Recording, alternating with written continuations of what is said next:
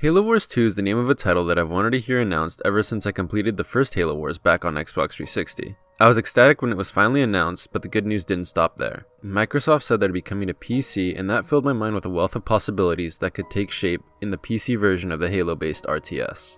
In Halo Wars 2, you take on the commanding role of the forces that are deployed from the UNSC ship known as the Spirit of Fire. The story begins with the crew of the ship waking up from cryosleep 28 years after the events of the first Halo Wars. You find yourselves drifting in an unknown portion of the galaxy, and it quickly becomes your job to figure out just where you are. The campaign kicks off with a simple recon mission to gather intelligence on the surface below the ship. It's a nice way to ease players into the control scheme even if they've already completed the tutorial that the game adamantly recommends you complete beforehand. The game itself controls pretty competently, but when compared to other RTS games, it feels pretty clunky. More on that later. While I fondly remember the story from the first Halo Wars, the story in the sequel feels like it's barely there. It's more like a thin string that holds everything together. I can get lost in single player missions while I build up an army, but when it's all said and done, I've completely forgotten that all my effort was going toward a greater objective. No matter how invested I get in gameplay from most games, I still have the story somewhere in the back of my mind. That just simply isn't the case when it comes to Halo Wars 2. It all just wasn't very compelling. My opinion on the multiplayer is pretty mixed. It felt like advertisements for Halo Wars 2 were really trying to push their new Blitz mode, but from the few matches I played, I'm not impressed. Blitz feels like a mode trying to solve a problem that doesn't exist. That problem being that maintaining a base takes away from the action on the battlefield. In an attempt to solve this problem, they've replaced base building with deck building. I don't feel like I'm screwed regularly by RNG or anything like that, but I feel like I'm missing a core part of the RTS gameplay.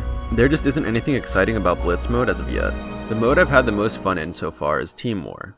I've never been one for intense one-on-one battles, and I like to feel like I'm not alone in huge skirmishes. Team War is your typical RTS gameplay. It has your standard base building and resource management. No matter what RTS you're playing, I feel like you can't really get the game mode wrong. Everyone has the same tools to work with save for leader powers and hero units. Leader powers are abilities tied to specific leaders that you choose from before a match begins. Every leader has different powers to choose from. For example, one leader might have an orbital bombardment while the other can summon a swarm of units. Hero units are just special soldiers that are far more powerful than your average unit. In the campaign you have 3 to control, but in multiplayer I've only seen 1 so far for each player. The core modes that aren't Blitz seem pretty solid, but one thing severely hinders them. That's the controls. Halo Wars 2 does its best to make controls that are very easy to pick up and use, but in doing so they've made more complex tasks more difficult than they have to be.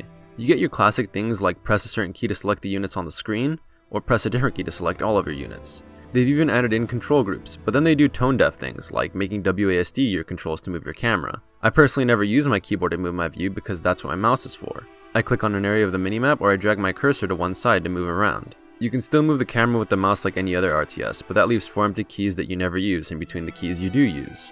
If they really wanted to let players control the camera with their keyboard, they should have just used the arrow keys. Of course you can rebind them, but that still doesn't solve the problem of having 4 keys that do nothing for you in between keys that serve a purpose. The way I see it, they should have taken the StarCraft approach and mapped your keys to different buildings. The reason being is this way you can complete tasks with your bases while your vision is focused elsewhere. It also solves the problem of having 4 keys that do nothing for you.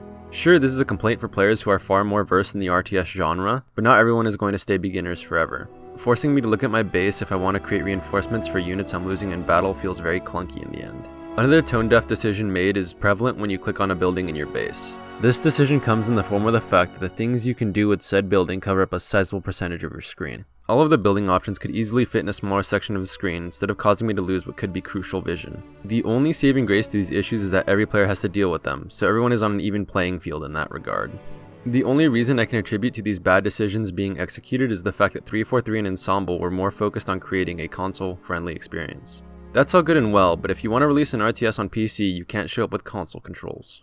Moving on to performance, I have to say that Halo Wars 2 ran well for the most part. Throughout my time in the campaign, it spontaneously crashed 3 times, and one time it slowed my frames down to about 5 and didn't accept any of the commands I put in.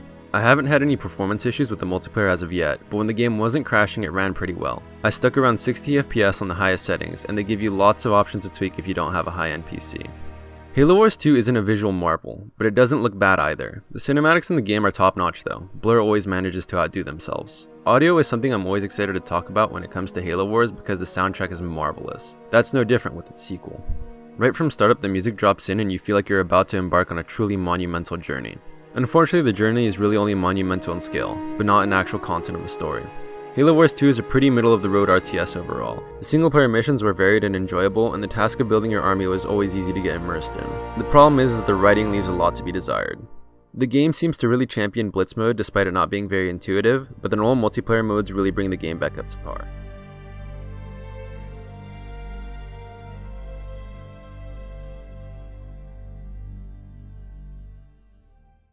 For more reviews on video games and hardware alike, as well as first looks, editorials, and build guides, be sure to head over to KBMOD.com.